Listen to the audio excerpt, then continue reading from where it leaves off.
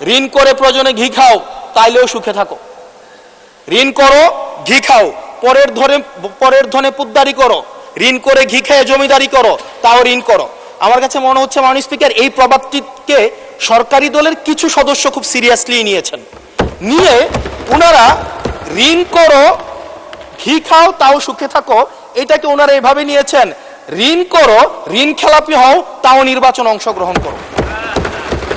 মাননীয় স্পিকার, এই যে ঋণ খেলাপি যারা আছে, নির্বাচনের আগে একটা কমন একটা স্ট্রাকচার, 5 বছর কোনো খোঁজ খবর থাকে না, তফসিলের আগে সেখানে একটু কোর্টে যাবে, কোর্টে গিয়ে ওই ঋণ খেলাপির উপরে এই অর্ডারটার উপরে একটা স্টে দিবে এবং 2% দিয়ে আবার রিশিডিউল করাবে, রিশিডিউল করিয়ে আবার নির্বাচন অংশগ্রহণ করবে বিভিন্ন জায়গা থেকে টাকা পয়সা উঠায়া, এবং আগামী 5 বছর আবার এই ঋণ নিয়ে কোনো ধরনের আর কোনো খোঁজখবর থাকে না।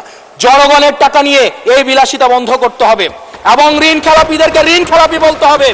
আমরা লজ্জা পাই একই সংসদ একসাথে শেয়ার করার জন্য, কারণ তারা জনগণের টাকা মেরে, যারা জনগণের টাকা ব্যাংক থেকে তুলে নিয়ে ঋণ খেলাপি হয়ে আবার জনগণের প্রতিনিধিত্ব করতে আসে, এই ঋণ খেলাপিদেরকে শাস্তির আওতায় আনতে হবে।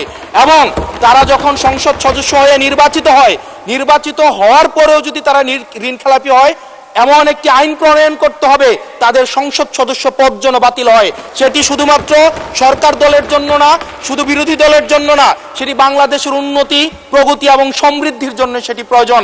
এবং পরবর্তী প্রজন্মের কাছে আমাদের দায় মুক্তির জন্য এটি প্রয়োজন। মাননীয় স্পিকার।